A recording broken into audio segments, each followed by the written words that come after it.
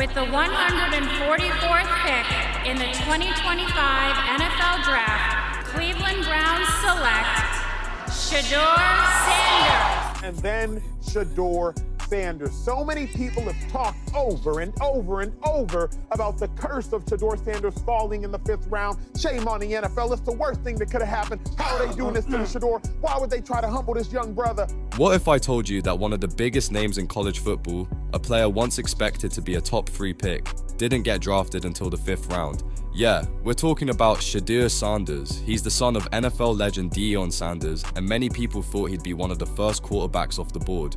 But instead, Sheuder slipped all the way to pick 144, chosen by the Cleveland Browns. Some fans are shocked, others say they saw it coming. I think we need to give him a chance. I do. But I'm glad he came to us. Yeah. I'm happy, yeah, I'm excited. But one thing's for sure, something went very wrong. Was it his attitude, his choices, or did the NFL just not like the Sanders show? Let's break it all down. Before we go any further, make sure you hit that like button, leave a comment with your opinion, because this one's gonna be controversial. And don't forget to subscribe to the channel. Sheuder Sanders was supposed to be a star.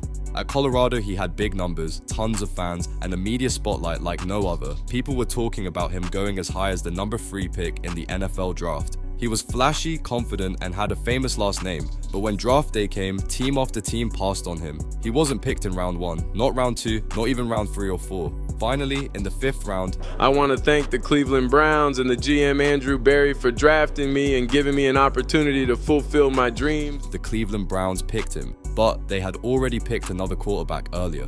How does someone go from being a top prospect to QB6 in the draft? Let's be real.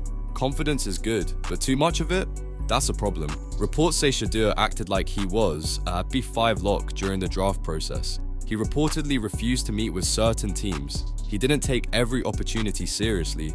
He even told teams things like, maybe I'm not a fit for you, when they asked tough questions. That's the plan. If that's not what you're trying to do, don't get me. If you ain't trying to change the franchise or the culture, don't get me. So you should know history repeats itself over and over and over. And I've done it over and over and over, so it should be no question why an NFL franchise should pick me. In a world where NFL teams want leaders who stay humble, Sheuder's attitude might have rubbed people the wrong way. Was he too sure of himself, or was he just being real? Sheuder became famous for flexing his watch, literally. In college, he would show off his super expensive watch after touchdowns and even during trash talk. One of his watches was worth $350,000. While fans thought it was fun and iconic, NFL teams saw something different. In the pros, rookies are expected to earn respect, not show up with diamond watches. One scout said Sheuder's personality didn't fit the backup role. Flashy works when you're the boss, but he wasn't QB1 anymore. Could the watch flex have hurt his career? Some people think yes. Let's not ignore the elephant in the room, DIDN Sanders. He's not just Sheuder's dad, he's a loud, proud coach who never hides his opinion. DIDN told people his son would be a top pick. He even said certain teams wouldn't get his son, comparing it to the Eli Manning trade situation years ago. But that bold attitude might have backfired. Teams might have been turned off by the idea of drafting someone who came with a package deal. In trying to protect his son, did DIDN actually hurt his draft chances?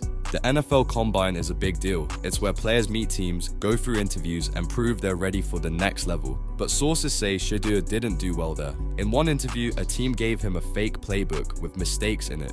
He didn't catch the errors and got mad when they pointed it out. In another interview, a team asked him to explain a bad throw. Instead of owning the mistake, Sheuder said, "Maybe I'm not a fit for you."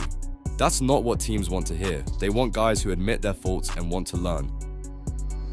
There's a certain way the draft process works. Players go to interviews, study playbooks, and prove themselves. But Sheuder seemed to be doing the opposite. Some say he skipped interviews with teams he didn't like. He was picky, trying to choose where he went. One source even said he sandbagged certain interviews on purpose.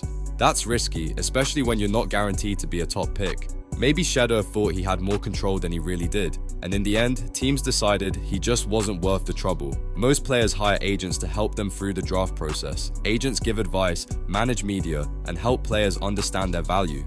But Sheuder didn't hire an agent. He and his dad were calling the shots. When his draft stock started slipping, nobody was there to help change the plan. That might have been a big mistake. Sometimes you need someone to say, "Hey, we need to do things differently." But that didn't happen. Sheuder stuck to the plan, and it didn't work. Let's talk about the other QBs in the draft. Jackson Dart, Jalen Milroe, Dylan Gabriel. These guys didn't make headlines with flashy watches or bold interviews.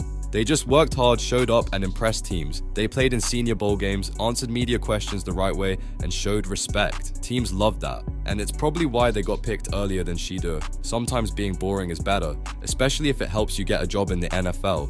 Now Sheuder is with the Cleveland Browns, but he's not the starter. He's not even second or third string. Right now he's QB5, behind Deshaun Watson, Joe Flacco, Kenny Pickett, and Dylan Gabriel. It's going to be a tough fight just to make the team. But maybe this is what Sheuder needed. Maybe falling in the draft will push him to prove everyone wrong. Or maybe he'll struggle with not being the guy.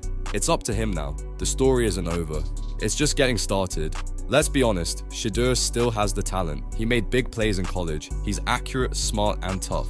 But in the NFL, talent isn't enough. You need the right mindset. You need to listen, work, and stay humble. If Sheuder does that, he could still be great, but if he keeps trying to do things his way, it might not work. He's not the boss anymore. He's the new guy, and the spotlight is smaller now. Can he handle that, or will the pressure be too much?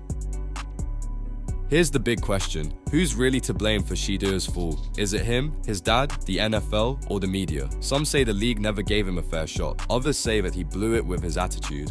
Maybe the truth is somewhere in the middle. But one thing's for sure, this draft slide didn't just happen by accident. Something went wrong, and now everyone's pointing fingers. So we're asking you, who do you think is to blame? At the end of the day, Sheuder Sanders still has a chance. The draft is just the beginning. What he does next will decide his legacy. He can prove the haters wrong, or prove the doubters right. It all depends on how he handles this moment. Will he grind? Will he grow? Or will he fade out like so many others before him? Only time will tell. If you made it this far, tell us in the comments, was Sheuder's draft slide fair or foul?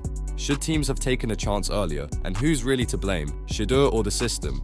Hit that like button, subscribe to the channel, and drop your take below. We're ready to hear what you think.